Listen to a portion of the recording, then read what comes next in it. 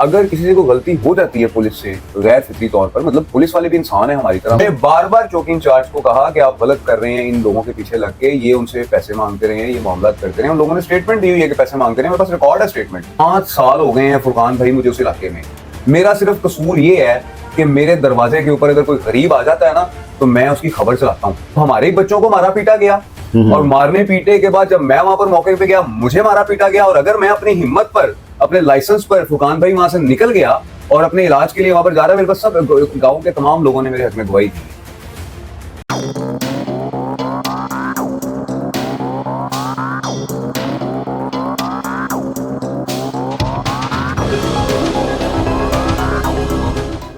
अस्सलाम वालेकुम नाजरीन, मैं हूं फुरकान शाह और एक दफ़ा फिर आपकी खिदमत में हाजिर हूं। वीवर्स, ये मेरे भाई हैं अरसलान तैमूरी साहब, बड़े सीजन जर्नलिस्ट हैं। अल्लाह ताला इनको अपने हिफ्ज़-ओ-मान में रखे। मैंने इनका एक प्रोग्राम किया था तो आज इनसे मेरी मुलाकात हुई तो मैंने इनसे पूछा कि भाई वो एक आप पे अटैक हुआ था तो उल्टा आपके ऊपर ही पर्चा हो गया था, तो उसकी क्या पोजीशन है? तो ये आगे से चुप कर गए। तो मैंने कहा फिर कैमरा ऑन करवा के इनसे मैं पूछता हूँ कि हमला भी इन पे हुआ, टांग भी इनकी फ्रैक्चर है, प्लस्टर के साथ मेरे पास बैठे हुए हैं और परेशान भी नहीं है और जवाब भी नहीं दे रहे। मैंने कहा फिर मैं अपने व्यूअर्स के सामने इनसे पूछता हूँ।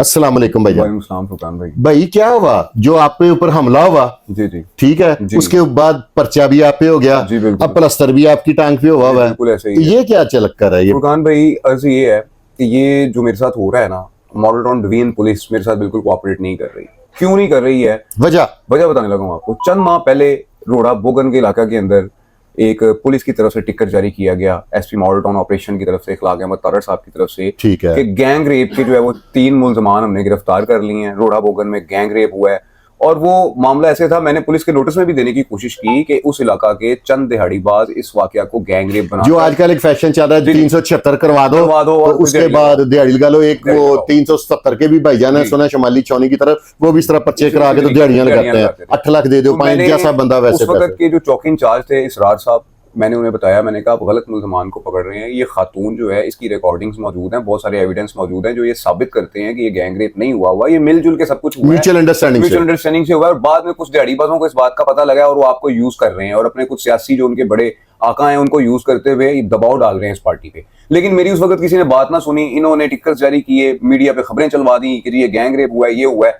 बाद में उस गाँव के जो लोग थे, जो मुतासरा लोग थे और जो सारे मामले को जानते थे, उनके साथ मैंने एक वीलॉग किया और इस वीलॉग में तमाम हकायक खोल दिए। इवन कि उस खातून की जो रिकॉर्डिंग थी उसी शख्स के साथ मुल्जिम बना रही है, जिसे मुल्जिम जिसने उसने गैंग रेप में बनाया, मोहब्बत भरी रिकॉर्डिंग। और इस किस्म की खौफनाक बातें कि गोलियां पीस के अपने बच्चों को और अपने खामद को देकर उसके साथ जाने के लिए रात को वो तैयार हुई है। इस किस्म की रिकॉर्डिंग से अल्लाह माफ करे। तो मैंने वो सारी चीजें जब मैंने एक्सपोज की तो हमारे एसपी मॉडल टाउन जो है इखलाक अहमद तारड़ साहब, वो बड़े नाराज हो गए उस वक्त और मैंने उन्हें खैर मनाया। मेरे तो भाई हैं, देखे जी हमारी उनके साथ बिल्कुल कोई लड़ाई नहीं है, कोई झगड़ा नहीं है, इस चीज का झगड़ा। लेकिन उन्हें इस सारे मामले में मिसगाइड किया गया और मिसगाइड करके उनसे सब कुछ करवाया गया। हुआ क्या उस केस के अंदर? 15 दिन में मुल्जमान की जमानतें हो गई। जमानतें क्या हो गई? ना डीएनए आया, ना मेडिकल आया, कोई चीज निकली नहीं। अदालत ने जब देखा कि ये बंदे तो बेगुनाह अंदर आए हुए हैं, उनकी 15 दिनों में जमानतें हो गई। अब उनका ट्रायल चल रहा है और वो खातून कंटिन्यू उनको ब्लैकमेल कर रही है। अभी तक जो सिचुएशन, अब छोटे छोटे फाइनेंशियल सदमात देती होगी कि ये ला दो तो वो कर दो। मेरी इस तरह की बात नहीं, मतलब कि वो कोर्ट के अंदर के केस खत्म करवाने के लिए जो भी बातें उनकी आपस में चल रही हैं। तो ये सारा इशू हुआ। इस पर जो चौकी इंचार्ज था, ये सारा ब्लंडर करने पर उसको आपको पता है क्या इनाम दिया गया? उसको एसएचओ लगा दिया गया।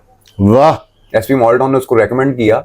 मतलब बात ये कि अगर रिकमेंडेशन फॉर एसएचओ, अगर किसी से कोई गलती हो जाती है पुलिस से गैर फितरी तौर पर, मतलब पुलिस वाले भी इंसान है हमारी तरह, गलती हो जाती है, लेकिन अगर हम लोगों तक, क्योंकि हम लोग तो अवामी आदमी है ना, हमारे तक कोई बात आती है तो हम लोग इन तक पहुंचा देते हैं। मैंने बार बार चौकी इंचार्ज को कहा कि आप गलत कर रहे हैं, इन लोगों के पीछे लग के ये उनसे पैसे मांगते रहे हैं, ये मामला करते रहे। उन लोगों ने स्टेटमेंट दी हुई है कि पैसे मांगते रहे, मेरे पास रिकॉर्ड है स्टेटमेंट। तो बात ये है कि मैंने सारी चीजें समझाई लेकिन वो मामला और तरफ चले गए।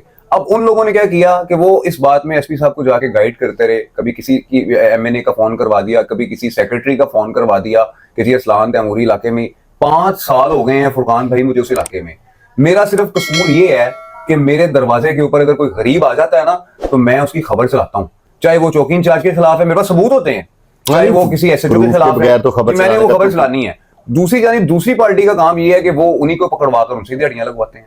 उनसे वो पैसे लेते वो हैं। हर इलाके में ना ये चक्कर चौधरी हर होते हैं, इलाके में। आप ही फड़ा के आप मुड़ ही के बीच पकड़वा में जाके पूरी डील कर- करा दी। अब ना पे मैं वहां पर अकेला रहता हूँ, मैं अपनी बेवा सास की कफालत करता हूँ, उनके 4-5 छोटे छोटे बच्चे हैं। अब उन्होंने क्या किया कि उन्होंने देखा कि यार ये तो हमारा सारा कारोबार बर्बाद कर रहा है, तो उन्होंने हम अपने जो वहां पे रिश्तेदार उनके हमारे गांव में करीब करीब जो घर हैं उनको कहना शुरू कर दिया कि ऐसे कर दो वैसे कर दो, और उसका रिजल्ट मुझे ये मिला, हम एक तो हमारे ही बच्चों को मारा पीटा गया, और मारने पीटे के बाद जब मैं वहां पर मौके पे गया मुझे मारा पीटा गया, और अगर मैं अपनी हिम्मत पर अपने लाइसेंस पर फुरकान भाई वहां से निकल गया और अपने इलाज के लिए वहां पर जा रहा है, मेरे पास सब गांव के तमाम लोगों ने मेरे हक में गवाही दी है, मेरे पास मैंने उनसे सबसे स्टैंप पेपर करवाए हैं, उन पे अंगूठे लगवाए हैं कि हुआ क्या है वाकया, और वो तमाम चीजें मेरे यानी पास कि हैं। वकूए की तस्दीक कर दी है, वकूए जो की एफआईआर तस्दीक है कर उसके दी अगेंस्ट जो जो वकूआ है। उसके अगेंस्ट जो वकूआ होगा उसकी उन्होंने बाकायदा तौर पर तस्दीक की है, वो सारे मेरे पास गवाहों के बयानात हैं। अब होता क्या है कि हमारे जो डीजी ऑपरेशन लाहौर है फैसल कामरान साहब बड़े नफीस इंसान है, बहुत अच्छे इंसान है, मैन ऑफ प्रिंसिपल है, बहुत अच्छे बेहतरीन। नाइस हैं। उन्होंने एसपी साहब को कॉल की कि असलान का मैटर सॉर्ट आउट करो, क्योंकि मेरी एप्लीकेशन मैंने मेरी मदर इन लॉ ने डीजी ऑपरेशन की खुली कचहरी में दी थी, वो एसएचओ के पास आ गई, तो मुझे एसपी साहब का फोन आया इलाके में तारड़ साहब का कि असलान साहब आप अयाज साहब के पास चले जाए, एसपी इन्वेस्टिगेशन है। मैंने कहा जी ठीक है, मैं उनके पास चले जाता हूँ। मैंने अगले दिन एप्लीकेशन पकड़ी, मैं उनके पास चला गया।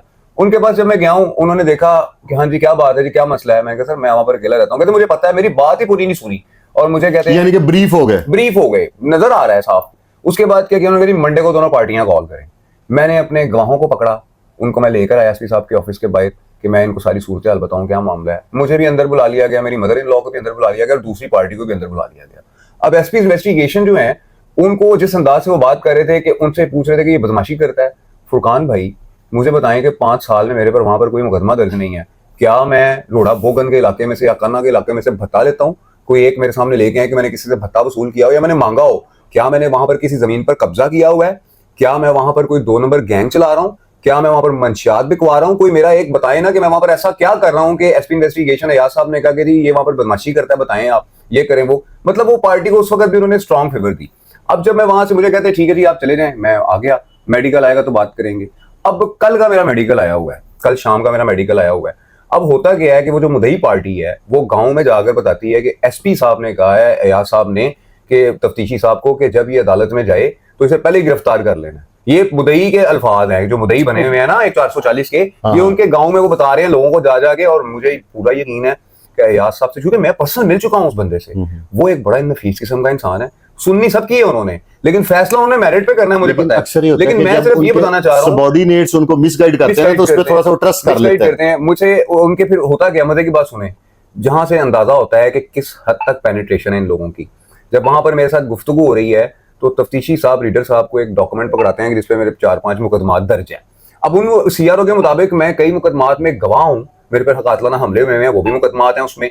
440 का मुकदमा, फुरकान भाई हम पर क्रिमिनल्स अटैक करते हैं, ये बात फैक्ट है। पुलिस को जिसकी आप खबर लगाएंगे, जिसको आप नंगा करेंगे तो वो आपको छोड़ेगा, करते हैं, ये एक फैक्ट है। और वो मुझे झूठे पर्चे भी कराते हैं। साहब कहते हैं कि आप वो पुलिस को क्यों नहीं बताते? सर पुलिस को आने में जो है ना वो आधा घंटा लग जाता है, इतनी देर में अगला अपना काम करके चले जाता है, तो हम क्या करेंगे फिर? आप लोग हमारी डेड बॉडीज के पोस्टमार्टम करवाएंगे, वो ठीक है, वो मंजूर है आप लोगों को। ये मंजूर नहीं है कि एक इंसान जिंदा है और वो बता रहा है आपको बार बार कि मेरी जान को थ्रेट है उस गांव के अंदर, मलक सरवर अरशद और उसकी जो साथ दूसरी पार्टीज मिली हुई है उनसे। आज मेरी मदर इन लॉ बाजार से गुजर रही थी, 4-5 लड़के उन्हीं के गैंग के वहां पर बाकायदा मेरे घर के बाहर ड्यूटी दे रहे हैं, थ्रेट कर रहे हैं उन्हें कि ये आएगा तो उसको फायर मारना है, टांगे तोड़नी है, और ये सब कुछ हो रहा है। एमएसपी मॉडल को कई बार मैंने बताना चाहा कि सर मेरे साथ ज्यादती हो रही है, मैंने कोई ज्यादती नहीं की हुई, मैंने अपना फर्ज अदा किया हुआ है, मैंने खबर दी हुई है। आप बताएं कि उस गैंग रेप वाली खबर में आप मेरी गलती निकाल के दिखाएं कि मैंने गैंग रेप वाली खबर गलत दी है। ऑडियो आज भी आपके पास, ऑडियो आप भी मेरे पास महफूज है, लेकिन प्रोग्राम भी मौजूद है, लोगों ने गवाहियां दी है कि पैसे मांगे हैं उन्होंने। और उसके अलावा एक और बात जो फुरकान भाई तो सबसे अहम बात है वो फुरकान भाई ये है कि मैंने उस पर अपना पहरा दिया बाकायदा तौर पर। मेरी वो खबर कतन पुलिस के खिलाफ नहीं थी, मेरी खबर तो इस मुआशरे के उस नासूर के खिलाफ थी कि जो नासूर इस किस्म की हरकतें करके गरीब लोगों को लूटते हैं। जाली पर्चे 376 का जाली पर्चा तो लाहौर में फैशन हुआ है, पर्चे करवाते हैं। अब इस बात को लेकर अगर मेरे हक सच बोलने पर मुझसे एसपी साहब नाराज हैं या एसपी इन्वेस्टिगेशन नाराज हैं, मुझे इस चीज का कोई बिल्कुल गम नहीं है।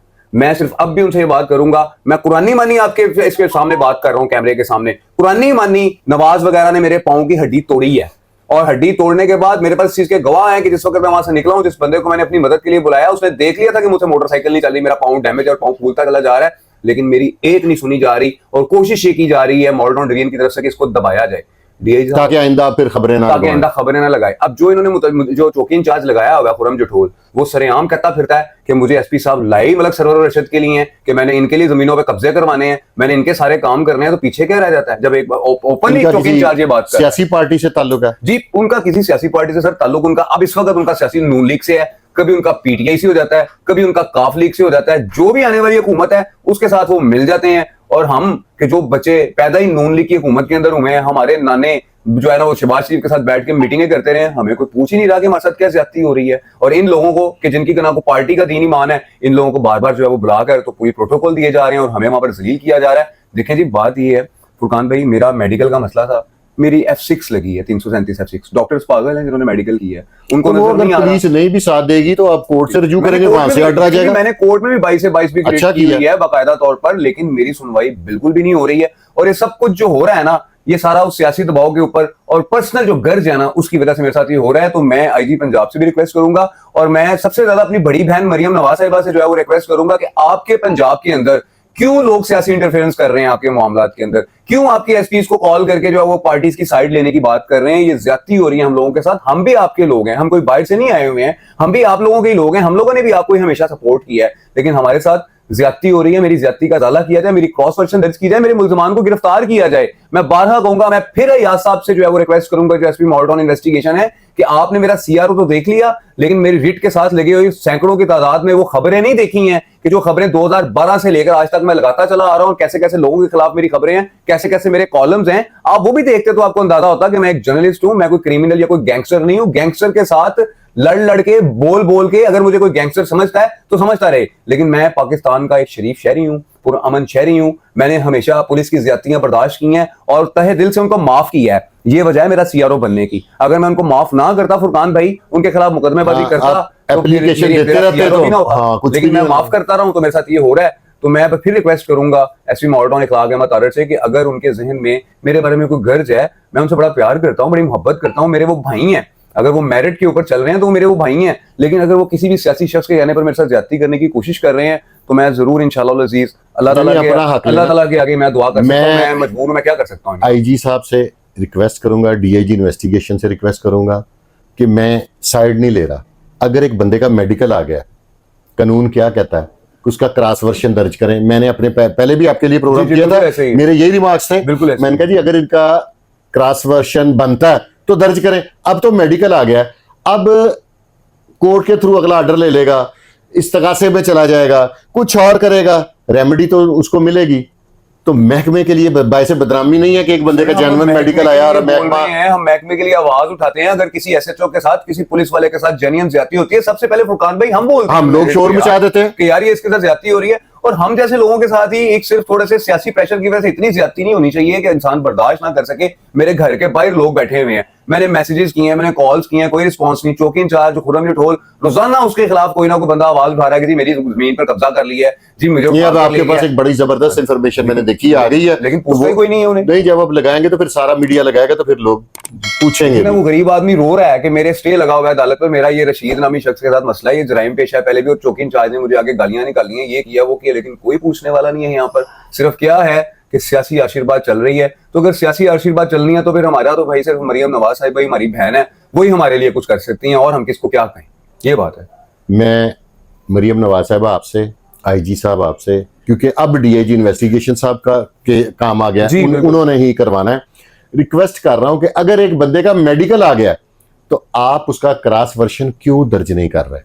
ठीक है, ये इलीगैलिटी में आ जाता है। आप मुझसे बेहतर कानून को समझते हैं, आपको कानून समझाना सूरज को चिराग दिखाने के बराबर है। मेरी आपसे एक हम्बल सबमिशन है कि इस भाई का क्रॉस वर्शन आप दर्ज करें, मेडिकल जो आया उसके मुताबिक दर्ज कर दें। लड़ाई हुई है ना, दोनों पार्टियों ने अटैक किया ना, एक ने, इनकी सेहत देखे ना, ये है कोई टार्जन वाली सेहत के 8-9 बंदों के लिए अकेला काफी है, ये तो स्मार्ट से नौजवान है, इनके लिए तो एक बंदा काफी है। अब तो ये फ्रैक्चर में है, तो अगर उन्होंने सेल्फ डिफेंस किया, आपने 440 का दे दिया, तो अब ये जिस दफा के तहत मेडिकल आया ये भी आप दे दें। और फुरकान भाई सबसे अहम बात मैं करना चाहूंगा डीआईजी ऑपरेशन से, मेरी फैमिली को सिक्योरिटी प्रोवाइड की जाए। मेरे घर के बाहर 5-5 10-10 लोग आके बैठ जाते हैं, वीडियो भी मेरे पास मौजूद है, मैंने बनाई हुई है, लेकिन मैंने किसको दिखानी है? एसपी मॉलटाउन को कि जिन्होंने मेरी बात नहीं सुननी, या एसपी इन्वेस्टिगेशन को कि उन्होंने भी मेरी बात नहीं, सुनी? आप तो मैं प्रोग्राम किसको बनाएं, दिखाऊंगा? हम DIG ये देखिए सर, मेरे दरवाजे के बाहर खड़े होकर किस तरीके से लड़के लेकर यहाँ पे बैठे हैं। आप मैं किसको प्रोग्राम दिखाऊं? बनाएं, डीएजी ऑपरेशन साहब एक आध दिन में फारिग हो जाएंगे तो उनके पास चलते हैं, रिक्वेस्ट करेंगे उनको। अगर हम बात समझाने में कामयाब हो गए ना जी जी, तो वो बाकी सबको नहीं, समझा बड़े देंगे। अच्छे शख्स है, उन्हें पता है, लेकिन जब ये कुछ लोग यहाँ पर मौजूद हैं, अब अगर मेरे सीआरओ पर इन्होंने बात करनी है ना, तो फिर इन्हीं के अफसरान गंदे होंगे। मैं नहीं करना चाहता फुरकान भाई किसी यानी को। एक दो दफा का तो मैं भी गवाह हूं कि जब आप पे झूठा मुकदमा जी, जी। हुआ है उसका तो मैं भी अगर ट्रेस उन दोस्तों के, अब उन्होंने मेरे साथ माजरत की है, उन्होंने मेरे साथ सुलह की हुई है, मैं अब उन लोगों के सीआरओ को उठा के तो मैं डिस्कस करना शुरू कर दूं तो कितनी बुरी बात है मेरे लिए कि यार ये देखें जी, इसने उसको अफसर ने क्या, बात खत्म हो गई थी, इसने फिर बात उठा दी है। अब उन अफसरान को क्या पता कि मेरी कितनी बड़ी मजबूरी बन गई है सीआरओ की वजह से, कि मुझे अफसरान कहते हैं देखिए ये रिकॉर्ड है, उन्हें ये नहीं पता कि रिकॉर्ड बना कैसे, पहले ये तो इन्वेस्टिगेट करवा ले कि क्या ये वकूए हुए हैं ये या भी नहीं इसी हुए। तरह की मुदाखलत की वजह से झूठे पर्चे देने पड़ गए पुलिस को। बस यही बात है, सर, बस ये बात है। अफसरान से, हुकूमत वक्त से मैंने एक भाई की आवाज़ आप तक पहुंचा दी है। जो इनका लीगल राइट है ना, जिनकी लीगल रेमेडी है, वो तो इनको दें आप। और आपसे ये तो नहीं मांग रहे कि हमें 2 गनमैन दें, 24 घंटे साथ लेके फिर इलाके में रोक डालें, ऐसी कोई सहूलत नहीं चाहिए। सिक्योरिटी देना आपकी जिम्मेदारी है। ये प्रोग्राम रिकॉर्ड करवा दिया है, अगर खुदा ना खास्ता इनके साथ किसी भी किस्म का कोई मिसहैप हो गया, जी मैं स्ट्रेट हाँ। फॉरवर्ड कह रहा हूँ, एसपी मॉलटाउन एक लाख है, मैं थोड़ा जिम्मेदार होंगे, और एसपी इन्वेस्टिगेशन जो याद साहब हैं, क्योंकि वो मेरी सुनवाई नहीं कर रहे हैं, आपस में एक दूसरे के साथ बातचीत करके तो मेरे केस को लटकाया। वैसी ही बात है, मैं झूठ वाली 2 बातें नहीं है, 3 दफा मैं पेश हो चुका हूँ। क्या किया है मेरा अभी तक? मुल्जमान मेरे सामने आके हंसते हैं कि टांग भी तोड़ दी है, क्या कर लिया है हमारा तुमने? नहीं, ऊपर अब से मेरे इंशाल्लाह को झूठा वो अपना सब फायर का वो बनवा दिया है। ठीक हो जाएगा, अल्लाह खैर करेगा। उन्होंने भी जाली मेडिकल ले लिया ना, जी जी, 324 की जी, वो तरफ मैं ले गए। चैलेंज करूंगा इनका हाँ, मेडिकल वो तो बकायदा। हाँ, तो वो अगर उन्हें कोई प्रॉब्लम है तो इनका मेडिकल चैलेंज मेरा करें। भी करें चैलेंज, पता लग जाएगा कि सच कौन है झूठ कौन है। मैं तो मेडिकल चैलेंज, क्योंकि मुझे पता है उन्होंने एफआईआर में देखे फुरकान भाई कितनी इंपॉर्टेंट बात है। एसपी साहब ने मुझसे पूछा, पहले 440 का मुकदमा करा रहे हैं, उसमें लिखा ही नहीं है कि कोई बंदा गोली जख्मी हुआ है। जख्मी और बाद में जख्मी का बाद में तस्वीर जख्मी का भी जो मेडिकल करवा के चाल खेल रहे हैं कि इसको इसमें एक जुर्म ऐड करवा के फिर गिरफ्तार करवा ऐसे लेंगे, ही, तो ऐसे तो ऐसे नहीं ही। होता ना। अदालतें भी देख रही हैं सारे मामले बिल्कुल को, ऐसे ही। तो सारे लोग देख रहे हैं, मेरी बहन बड़ी देख रही है मामले को, तो हम सारे आवाज उठाएंगे अगर ज्यादती होगी तो। ठीक है नाजरीन, इसके साथ ही हम दोनों भाइयों को इजाजत दें, और अफसरान से मैं ये रिक्वेस्ट करूंगा कि ये मेरे भाई को आप लोगों ने जस्टिस देनी है, और जस्टिस हमारा लीगल राइट है, जी बिल्कुल। जो हमारे पास है उसकी हमें रेमेडी हमें दी जाए। तो इसके साथ ही हम दोनों भाइयों को इजाजत दें। पाकिस्तान जिंदाबाद। जिंदाबाद।